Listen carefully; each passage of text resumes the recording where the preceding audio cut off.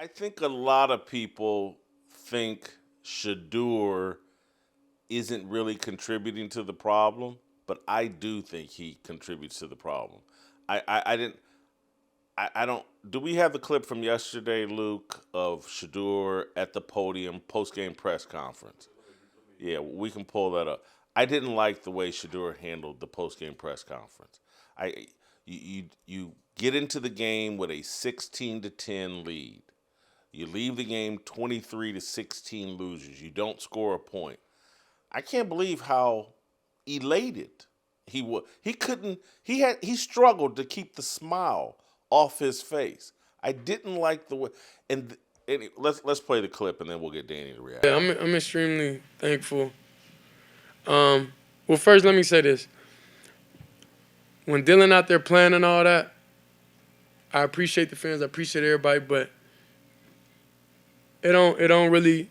I'm a good person overall, so I don't really like him not feeling comfortable, confident, when he get out there. So, it puts everything in a tough spot, and it's not helping the team, So that could be taken as, okay, I'm being a distraction, even though I ain't doing nothing. I'm not doing nothing, but I'm thankful for the supporters, thankful for the fans, thankful for everybody out there, that believes. And, yeah, when I got out there, I definitely felt them. And, I'm truly thankful for it. And, yeah, I'm just thankful that I'm out here. I'm thankful for the opportunity, thankful for seeing all them 12 jerseys out there. And it was a great feeling. That's horrendous in my opinion. The back What do you? end. I You just thought the got your front brain end was beat in. okay, but the back end, when he is smiling and he's talking about this opportunity and you had a chance to win that game and you didn't do it. I mean, I feel like I should give a PR class on like how quarterbacks should handle the media. Again, that maybe it's a totally different way than everybody else would. But my thing would be, I hope Dylan's okay. Like, hey, I hope Dylan's okay. He just got knocked out of the game. I hope he's okay. That would be one of the first things I would say. The other thing I would have told a young Shedeur Sanders a few weeks ago was, why are you talking to the media at all? Like and when he was the third stringer, he was doing that thing where he was miming and he was talking. Like, what are you doing? You're on a losing football team and you're kind of making fun and joking around about, something that Rex Ryan said on TV. Like, as a young player, and this goes if you're a first round or a second round, you just don't talk much to the media. You haven't done anything yet. I just that would be my approach. Don't even talk to the media. You don't have to. Now in that situation, he has to. You're the guy that got in the game.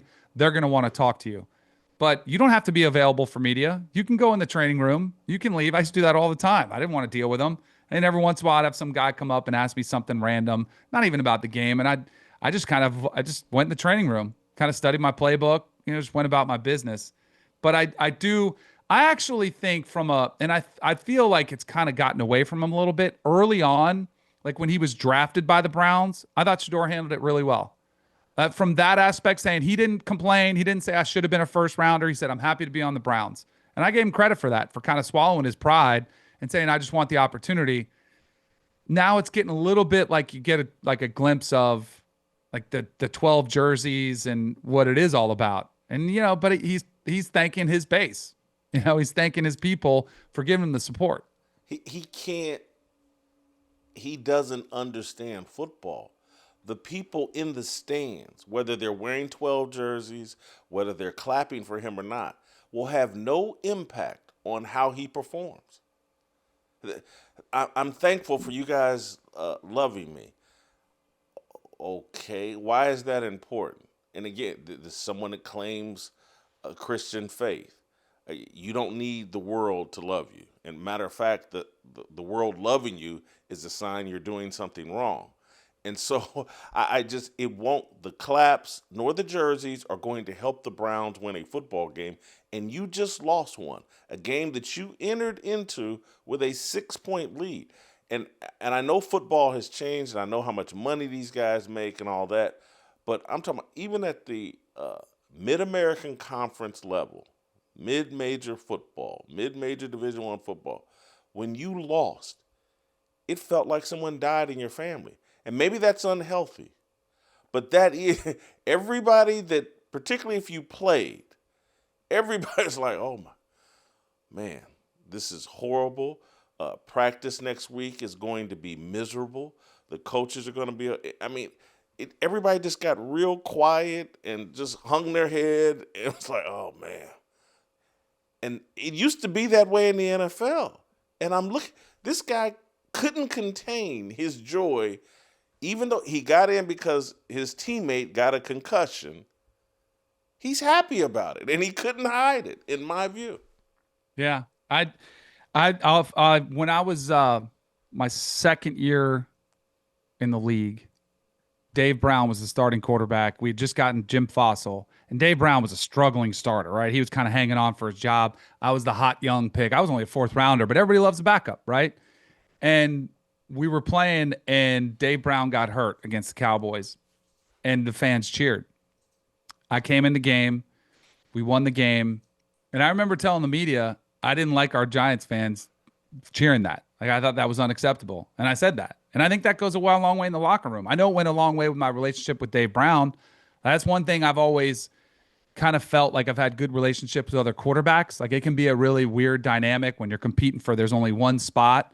But I think that was the one thing that I would have said if I would have said to Shedeur is, what, you gotta say you hope Dylan Gabriel's okay. Like, that was the first thing that jumped out to me, was he didn't say, first of all, I want to make sure Dylan's okay. Like, it's an easy win, for the locker room, for his relationship with Dylan Gabriel, for all of it, so. The other thing that everybody's making excuses, they got 4 of 16, 47 yards, an interception, a fumble, and 2 sacks. He didn't get first team reps. And I'm like, okay, I get it, but he also didn't look anything like a professional quarterback. He maybe the one ball that got broken up in the end zone late that was a pretty good throw, but other than that, he looked completely overwhelmed and unprepared. And they're blaming all of that on Kevin Stefanski, but that's just not true, Danny. No, I think he got exposed somewhat. Some of the issues that I thought were going to be an issue for him, that were an issue at Colorado, that he got away with. He hangs on the ball too long. Like, he's trying to, and I think his average time in the pocket was 4 seconds. Like, it was something crazy, that he was just holding on to the ball. He's trying to make a big play. You got to throw it away. Like, sometimes you just have to throw it away. I don't think he had great protection. Like, I don't think he got great help, but he didn't do much to help the offensive line in front of him. I think the thing that Shedeur is going to have to do, and I remember Steve DeBerg was my quarterback my rookie year, and it was when Dave Brown was hurt, and like, I was going in, and he always taught me as a backup, and if you're getting to go in the game, you better be like so dialed in on your blitz pickups, because that's what a defensive coordinator is going to do. As soon as a backup comes in, they're going to test you. They're going to blitz you because they know they haven't got reps. They know they're young. So they're going to see, all right, does he know his protection? Does he know where to go with the football when there's a free blitzer? Like, do they know what's going on? And so I think that's what Shedeur got a little bit overwhelmed with. I don't think he knew exactly where to go or what protection to check into. I mean, it's a lot too. I wasn't expecting much out of Shedeur. So I think he kind of played like a 5th round pick that's a rookie. I thought that's what he played like. But this week against the Raiders, back to your original question, he better be ready for that blitz package. And I, like, a couple times when I came in off the bench and started, I was at the facility all night, and that was the one thing I wanted to make sure I was so dialed in on the game plan. And no matter what blitz they could throw at me, I at least was prepared for it. Now, I might not execute. You still could get a sack. You still could take something. But I wanted to be ready for every single possible thing they'll throw at him, because I guarantee you that's what the Raiders are going to do. They're going to blitz him. They're going to test him. And it's going to be really interesting to see what happens. Don't miss a second of Fearless. Hit that like button and subscribe to keep up with our latest content.